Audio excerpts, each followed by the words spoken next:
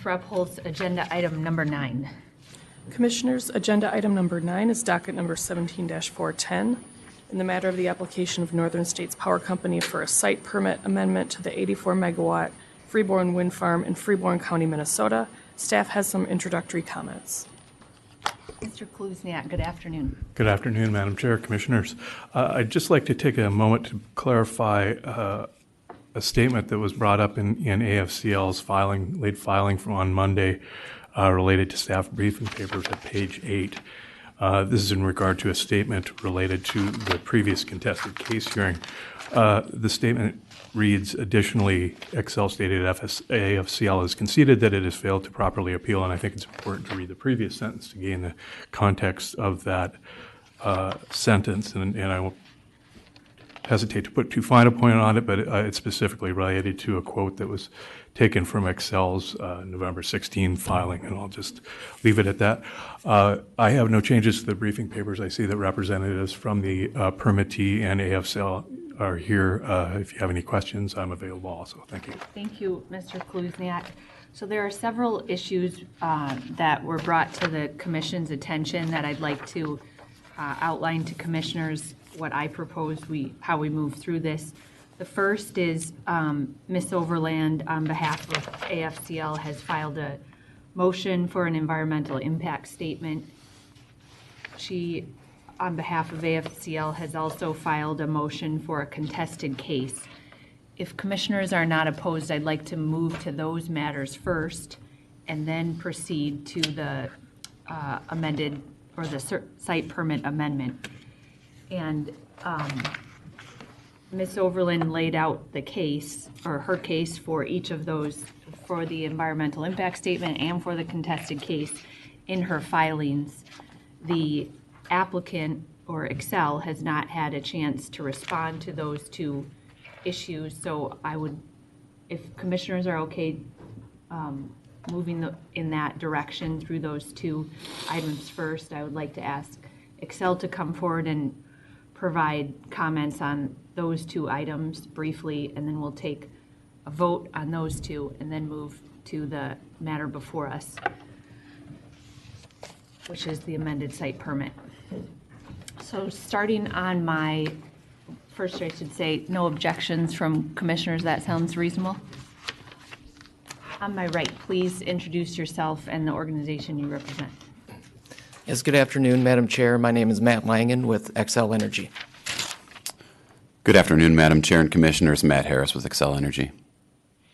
And good afternoon, Madam Chair. Carol Overland on behalf of AFCL. Okay, thank you. So, Mr. Harris, I assume you'll respond. Can you first, you saw the filing for AFCL's motion for an environmental impact statement. Commissioners, I assume, have read that motion by Ms. Overland. You have not had a chance to formally reply to that. What would you like to tell us? Madam Chair, thank you for the opportunity to respond to that, and we're happy to do that today. On the environmental impact statement, I think that the Minnesota rules are very clear that for a wind site facility, that an environmental impact statement is not required. And I'll just refer to specifically Minnesota Rule 7854-0500 subpart 7, which says that, quote, the analysis of the environmental impacts required by this subpart satisfies the environmental review requirements of Chapter 4410, Parts 7849.1000 to 7849.2100, and Minnesota Statutes Chapter 116D. No environmental assessment, worksheet, or environmental impact statement shall be required on a proposed LWECS project. I think that is what applies here. That rule sets out what is required for an environmental review, and I believe that we provided sufficient information with our application to meet that environmental review. Other questions? Yeah, Mr. Harris, the reason for that was because I think EQB realized that our ruling, our permit process is equivalent to their EAW EQB process. You would agree with that, right? And Madam Chair, Commissioner Tuma, I do.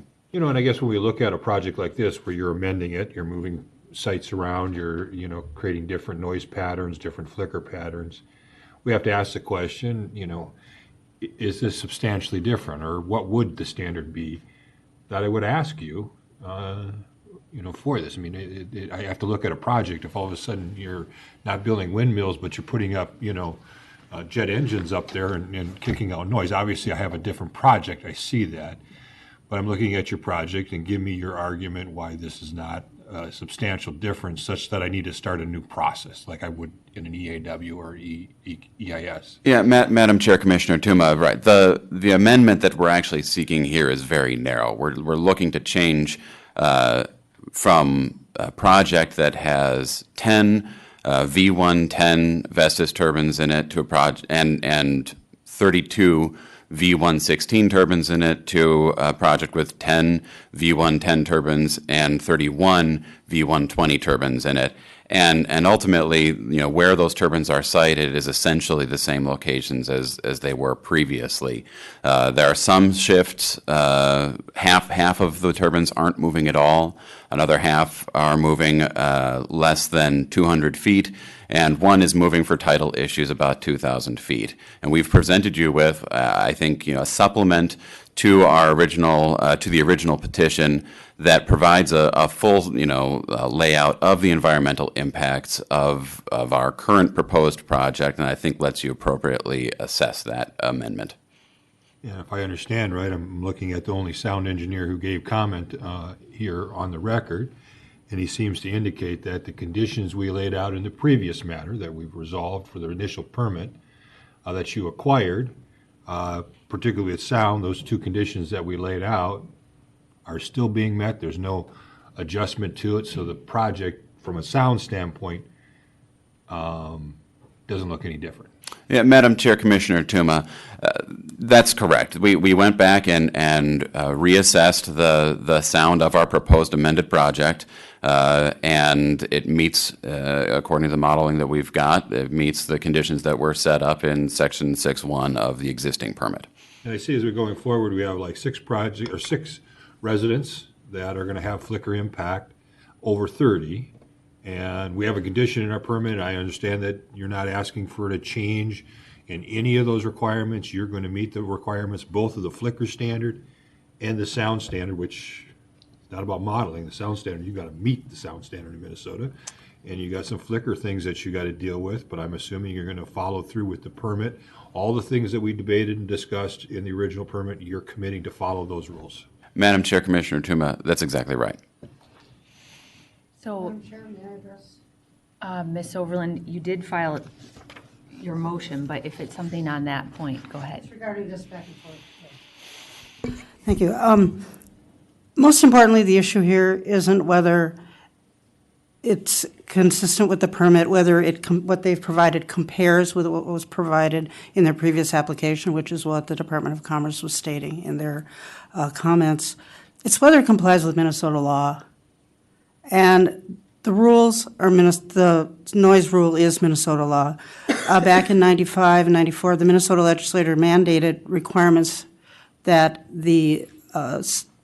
not the commission at that time, it was the EQB, that they develop rules the rules that would require environmental review. Instead, the only thing that was done was an exemption of environmental review, stating that that is the only environmental information is to be provided by the applicants. And does that comply with Minnesota law? Does that comply with the Minnesota Environmental Policy Act? And you take a look at that. I urge you to do that. And also looking at switching the goalposts from 0.0 ground factor to a 0.5. I know there's been statements by members of the commission that you do understand what that means. I'm not so sure about that. And it really concerns me that if you do know what it means, to move the goalposts so that it may look like it can comply, what that means to what you're doing to the people of Minnesota, and whether that complies with Minnesota state law. Thank you. Mr. Davis? No. Davis, did you want to add something? This is on the issue of whether we should require or grant AFCL's motion for an EIS. Thank you, Commissioner Sieben, Commissioners, Rich Davis, Department of Commerce. Along those lines, I don't see any particular reason that we would look at an EIS from an environmental review standpoint. Ms. Overland stated that all of that information, all the environmental information is provided by the applicant and that there's no additional analysis or review or vetting of that information. And that's not an accurate statement. That's exactly what we do over at EERA. And we also reach out to the other state agencies and a couple of federal agencies for technical input as far as potential recommendations or potential fatal flaws for a project if a permit can't be issued from one of those other agencies that would be needed to construct and operate the project. Thank you, Mr. Davis. Are there any questions, further questions on the AFCL motion for an environmental impact statement? Seeing none, then I will move to deny AFCL's motion for an environmental impact statement. All those in favor, please say aye. Aye. Opposed? The motion prevails. Now we'll move on to AFCL's motion for and request for a contested case hearing on a permit amendment.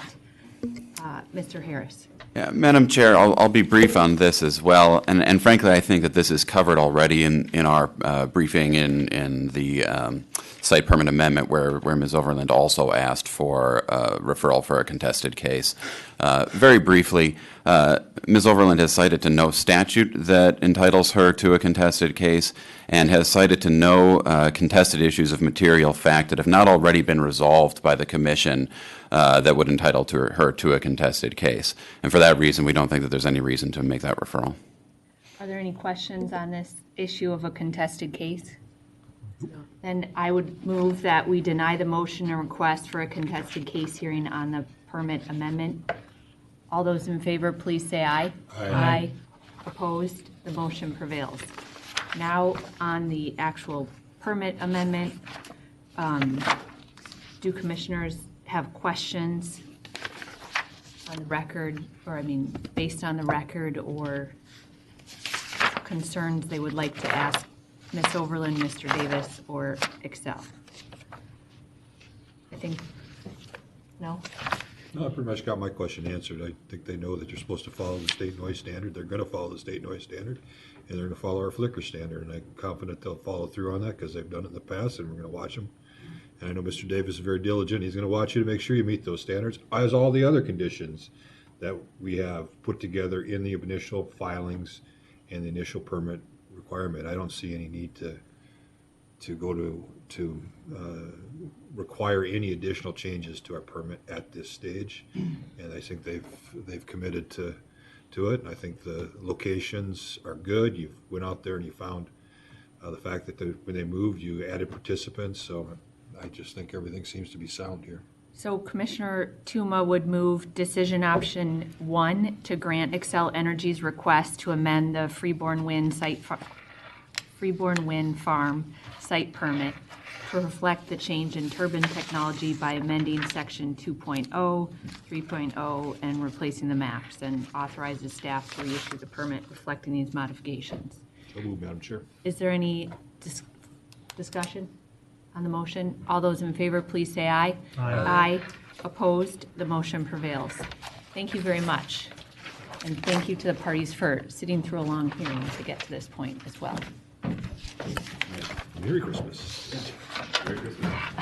There is no more business before the commission for today. We will have a short planning meeting in the small hearing room immediately following this.